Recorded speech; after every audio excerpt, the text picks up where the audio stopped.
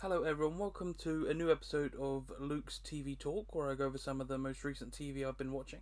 But for today, I actually looked at the Baymax series that came out a couple of weeks back, and it's six episodes, they're about 10 minutes each, and they're all of Baymax going around helping people. So in the first episode, Aunt Cass hurts her foot, so Baymax helps her run the cafe. And this is great because Baymax is great at helping people with medicine and like plasters and everything, but he's not the best in calf service, and he's pretty slow.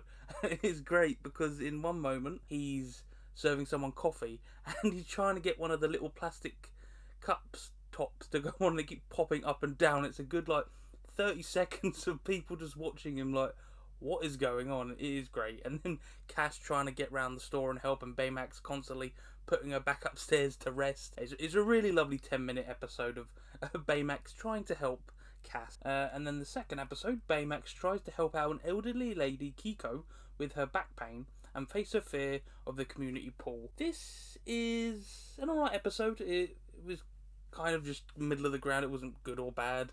Baymax hears her with back pain and tells her to go swimming because that will help out her back pain, really. And he ends up harassing her pretty much by spraying water at her, trying to get her into little pools to get her over the fear of swimming. And then eventually, at the end of the episode, he somehow manages to coerce her to go to the pool and finds that her husband died, and he used to love the pool, so that's why she doesn't go there anymore. But eventually, they both go swimming, and Baymax even has his own little red shorts and little cap on his head and looks very adorable. But yeah, in the end, Baymax helps this little old lady get her strength back and sort her back pain out. But yeah, it was an okay episode, but it was lovely in the end. And then episode 3, Baymax helps out a young girl, Sophia, who's experiencing her first period. So at the start of the episode, Baymax is just at the school, teaching a class how to use plasters. And then here's this girl in the toilets, experiencing her period for the first time. And Baymax ends up trying to help her by going to the shop and buying her sanitary products, and ends up getting 5 bags worth of stuff because all the people in the shop suggest different things. And it's lovely because he's doing everything he can to help, and in the end, because she's worried about how she's going to get treated differently by people now, Baymax just sits down with her and just reassures her that she is growing up, but at the end of the day, it's a good thing, and she doesn't need to worry about it because people will be there for her, just like Baymax is there. And it's one of the more heartwarming episodes because Baymax sits down with her and just reassures her, and I think that's what Baymax is best at. And then for episode 4, Baymax helps Mabita deal with his new fish allergy. Mabita is actually a portable fish restaurant in a little van, and somehow becomes allergic to fish all of a sudden, and he doesn't want to have to deal with that because his hand starts to swell up and he gets a rash, and then ends up running away from Baymax. And there's a really good moment where he's running away in the van, and Baymax jumps on the back of the van, and the stoplights of the van shine up on Baymax to make him look like a villain, and it's brilliant. It's so cool because he looks back and just sees Baymax staring at him in this ominous red light. But in the end, he ends up giving him the medicine to fix out the allergic reaction, and Mabita just happens to change up his restaurant ideas a bit and change up the menu so he doesn't have to work with fish. So in the end, it works out and Baymax makes a new friend. And then for the 5th episode, Baymax helps a cat, Yachi, remove an earphone from its throat, but runs out of power. See, this is a cliffhanger episode because it's the second to last one. So Baymax ends up chasing this cat around a deserted warehouse and helps it out. It gets the earphone out of it. But in the end, because he was running around so much, he's run out of power. And just before he gets to the plug, he completely dies out and doesn't have any power left.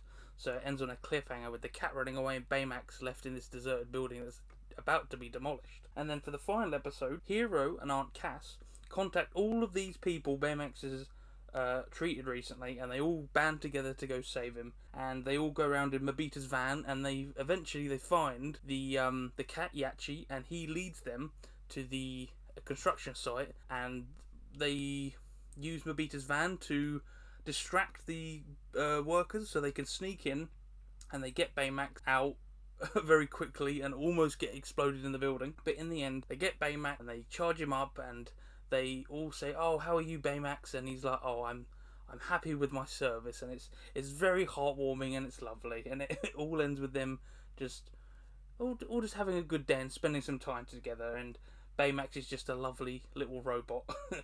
It's a delightful series covering a wide range of cases, and it doesn't like make light of any of them. It doesn't make really fun of any of them. Baymax is legitimately trying to help everyone as best he can, and he's just trying to be a shoulder for everyone to lean on because he wants to help everyone. Baymax's flat humor is very good.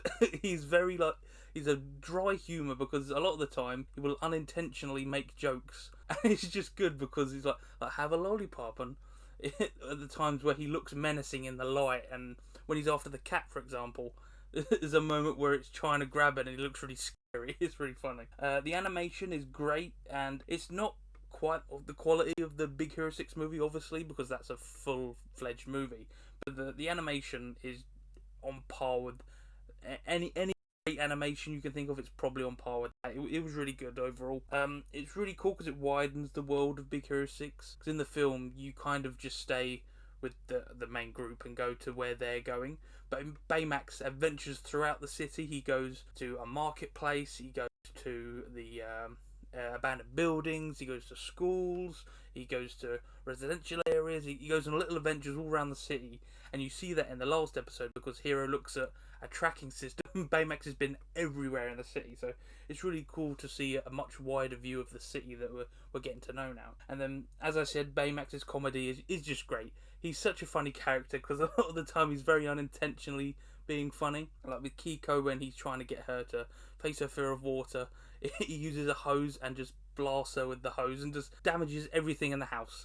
And he doesn't even react, he's just kind of straight faced as he is. But yeah, I had a lot of fun watching this series. There wasn't really anything bad about it. It was because the episodes are quite short, they're only like 10 minutes, so there's not really anything bad to come up. It's just fun little adventures with Baymax trying to help people, and at the end of the day they all come together to help Baymax, and it's just a lovely heartwarming little series about our friendly inflatable robot. But yeah, I had fun. I do recommend it though.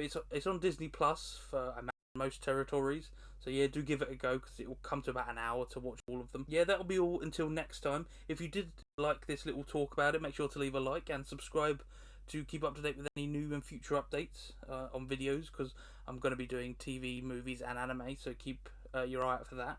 But until then, I will see you all later.